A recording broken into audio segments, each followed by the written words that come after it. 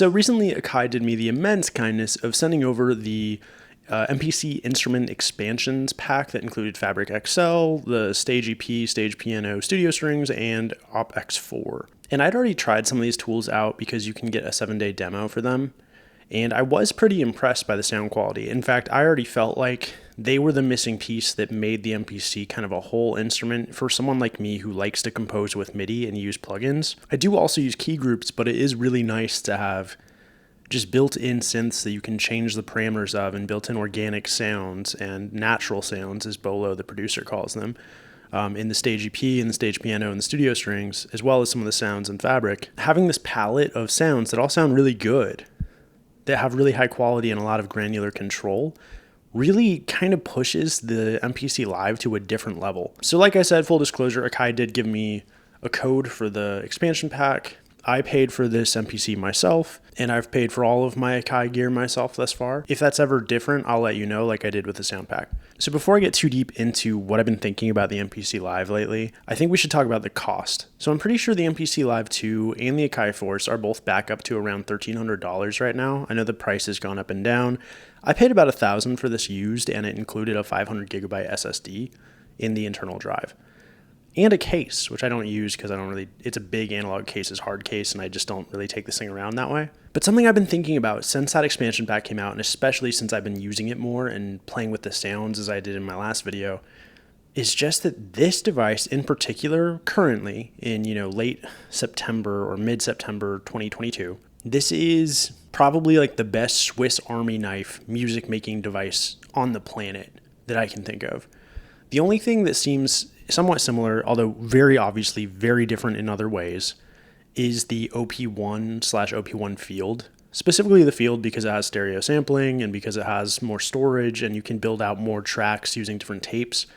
But that said, their workflows are really different, the internal sounds are really different, and just the scope of what you can do with this is kind of unmatched by anything except other MPC products in the same line, and the Akai Force to a degree. But currently the Akai Force doesn't have access to the instrument expansions, which is why this and the MPC line in general feel ahead. But there's a price to be paid for that. So the instrument expansions are $500 unless they're on sale, and they have been going on sale sometimes. So Fabric was $100 recently for the whole Fabric XL bundle, which I think is a pretty good price. I would like to see the whole bundle be cheaper personally.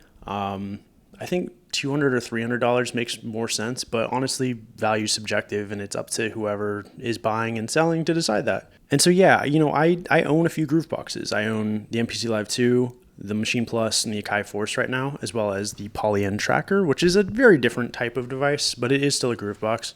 But it's in a different kind of class. I would put it below something like the MPC Live or the MPC One or the MPC Keys, which are DAWs in a box, especially now. And I know DAW in a box can be viewed as a derogatory term. I don't mean it that way. As someone who came from DAWs, I want as much functionality as possible in a hands-on hardware form factor. That's why I gravitated towards the Machine Plus and towards the MPC Live II. It's why if you asked me today, what should I get as my first music making device, I would probably tell you an MPC One. I have not used one, but I trust the experts who have, and by all accounts, it's a more stripped down MPC Live II without a battery, without an internal drive, without a speaker, but with more per function buttons, which sounds really convenient. Besides that, it runs the same sounds, same software, same hardware, I believe, as this one.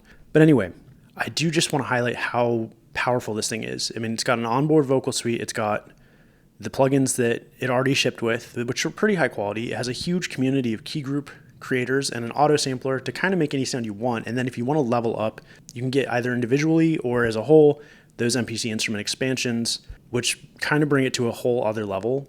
And then when you're done working in the device, you can export your stems out and finish them in a DAW, or you can use the onboard effects and finish them on the box. Now, there isn't a traditional arranger in the MPC, the way there is in the Force, the way there is in the Machine Plus, and the way there is in a DAW. And so that would be like the only missing piece to me, really, at this point, is just a full arrangement view. Basically, just take the one from the Force. I know you can't do it one for one because the MPC doesn't have the same 64 pad layout and the same performance modes. I get that.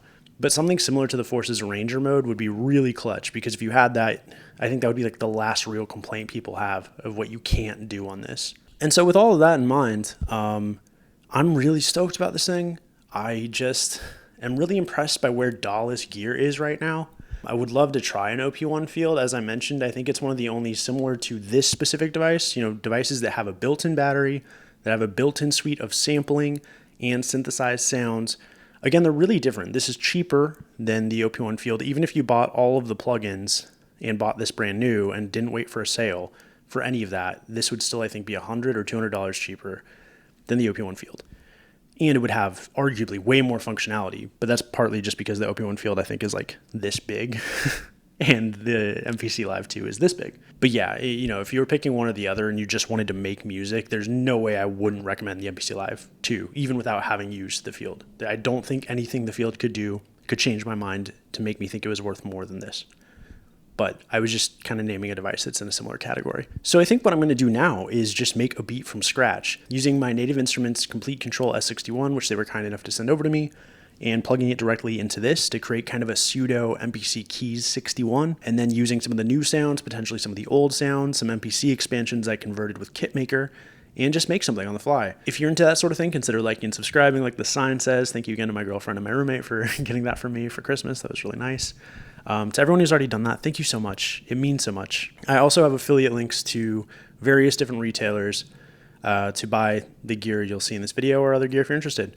Using those helps me out at no cost to you, so consider doing it.